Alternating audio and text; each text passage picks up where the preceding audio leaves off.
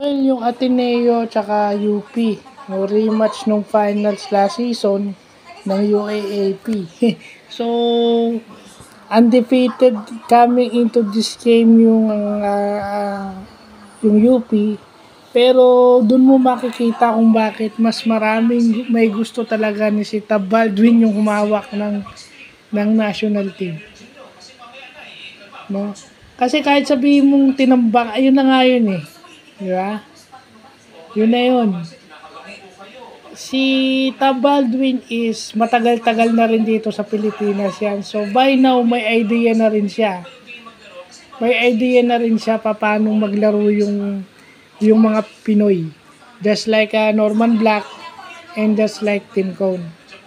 Kaso lang, ang kaibahan is Tab Baldwin coaches college basketball players. Compare mo kay Tim Cone na all-pro yung hinahawakan. Okay? Yung mga hinawakan ni Tim Cone na nagkaroon ng medal finish, lahat yun all-PBA team. So pareho lang. Kaso nga lang mas matagal lang kasi si Tim Cone dito. Dito na nakatira si Coach Tim. Ang asawa niya ay Pilipina, so Pilipino na yan.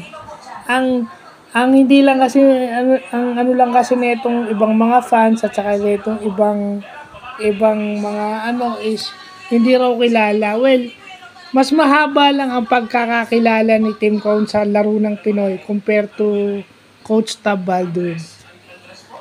So, yun yung makikita mo kasi lamang na lamang yung UP. No? Pag nakarating sa overtime, sanay manalo yung Ateneo eh. Sanay yan manalo. So, yun na yan. Kung nagtatatalo sila nung una, o ngayon, lumalabas na, nananalo na yung Ateneo. Kumbaga, nag-a-adjust na yung mga players niya, yung mga rookies niya. Ibig sabihin yung rookies niya, kami na to. Alam na namin ang gagawin namin. Kasi nag-overtime eh. Nagawa nilang manalo sa overtime. So, ibig sabihin, charge to experience yun. Next game, baka mas mag-improve pa yung kanilang Well, wala nang undefeated team. It just so happens na yun eh. Pinaabot mo sa overtime, nasisilat ka tuloy. Yun yung nangyari sa UP. Nasilat sila. So, yun lang. Pero magandang laban yung UP versus Ateneo kahapon. So, yun lang.